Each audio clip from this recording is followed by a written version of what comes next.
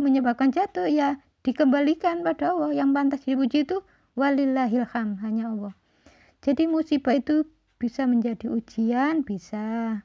Karena kalau musibah itu dari dosa, ujiannya itu untuk meningkatkan. Ibaratnya itu kalau orang terpuruk, ya bagaimana supaya tidak terpuruk itu. Jadi musibah itu bisa berbentuk ujian, bisa berbentuk karena dosa. Biasanya orangnya itu kalau sadar, oh ini akibat dari buah tanganku sendiri, akhirnya dia bertobat. Kalau sudah bertobat mesti digitukan lagi. Nah, itu namanya baru tingkatannya itu bukan musibah tapi ujian. Jadi ujian itu untuk meningkatkan iman. Kalau musibah tadi supaya orang itu sadar gitu loh dari dosanya. Setelah sadar mohon ampun, terus ditingkatkan oleh Allah Ta'ala derajatnya tuh ke tingkat yang lebih atas, namanya ujian. Nah, itu lulus apa enggak? Ujiannya itu ya berbentuk itu tadi. Sebetulnya ujian itu banyak ya di sekitar kita ya. Misalnya duduk itu tadi ya, duduk ada orang lewat, kata-katanya tajam, enggak enak. Nah, itu harus sabar, jangan dibalas. Harus diterima, harus lapang dada, gitu aja. Memang Al-Quran itu penyembuh. Ayat Quran dibaca, yang membaca dan yang mendengarkan sama-sama mendapat rahmat. Itu kalau lillahi ta'ala. Jadi kuncinya harus lillahi ta'ala. Jadi misalnya ada si A itu sakit demam, diberi obat sakit kepala, ya enggak nyambung. Memang Al-Quran itu penyembuh. Tapi ada yang sebagian orang menerjemahkan sifat itu bacaannya, bacaan Al-Quran itu loh. Tapi kalau Bunda ini menerjemahkan sifat itu mengamalkannya. Ayatnya itu petunjuknya. Jadi kalau nyolokin kulkas, kan ada buku panduan. Di buku panduan itu kan ada cara-cara menghidupkan kulkas itu begini-begini. Setelah dibaca saja terus dibiarkan, apakah kulkasnya menyala? Kan tidak. Misalnya ada mobil, setelah dibaca buku panduannya terus tidak dipraktekkan, apakah bisa jalan mobilnya? Kan enggak.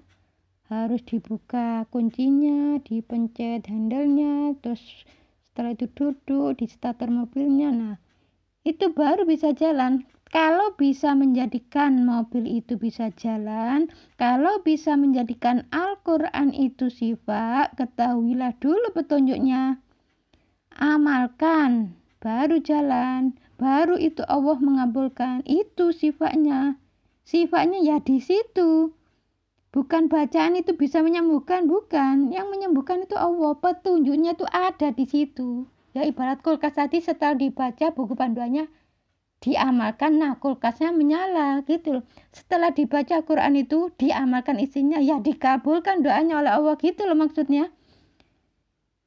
Jadi doa itu apa? Doa itu ya yang kita mohonkan pada Allah itu loh. Untuk sehari-hari, doa untuk makan, mau pergi, doa untuk safar.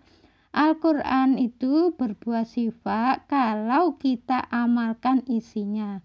Di Al-Quran itu kan diterangkan, wa ma asabakum min musibatin fabima kasabat aydikum. Apa saja musibah yang menimpa kamu itu akibat dari buah tanganmu sendiri.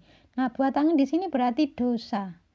Jadi gimana ceritanya ya kalau ada orang menganggap sakit itu bisa menghapus dosa? Ini kan keterangannya sudah jelas. Musibah akibat dari buah tanganmu. Buah tanganmu itu berarti dosa. Jadi cara kasarnya itu bikin, hei manusia, kamu itu loh sudah numpuk, dosamu itu sudah banyak. Bertahun-tahun kamu masih belum mohon ampun, masih tetap melakukan dosa seperti itu. Ayo, kamu tobat apa enggak? Kalau enggak tobat saya beri sakit. Tobat apa enggak? Gitu loh maksudnya Allah itu gitu. Dimunculkan penyakit supaya tobat. Kalau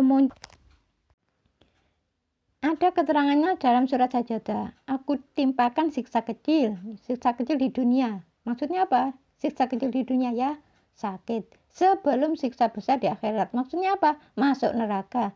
La'allahum yarji'un, itu supaya kamu kembali. Gini loh bahasa kasarannya.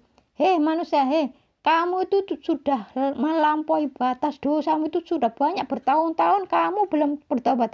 Ayo hari ini kamu tobat apa enggak? Saya siksa di dunia ini supaya kamu ingat, supaya kamu mohon ampun. Kalau kamu sudah mohon ampun, saya hentikan penyakitmu, gitu maksudnya Allah itu gitu. Tapi ini ada orang sakit menganggap dosanya habis, dosanya lenyap karena sakitnya. Ini dari mana keterangannya itu? Ini firmannya itu sudah jelas. Jadi kalau musibah itu akibat dari buah tangan itu dosa. Kalau mau mengakui dosa itu namanya tawaduk. Kalau tidak mau mengakui dosa itu namanya sombong. Allah menyuruh kita ini untuk tawaduk. Kesombongan itu hanya milik Allah.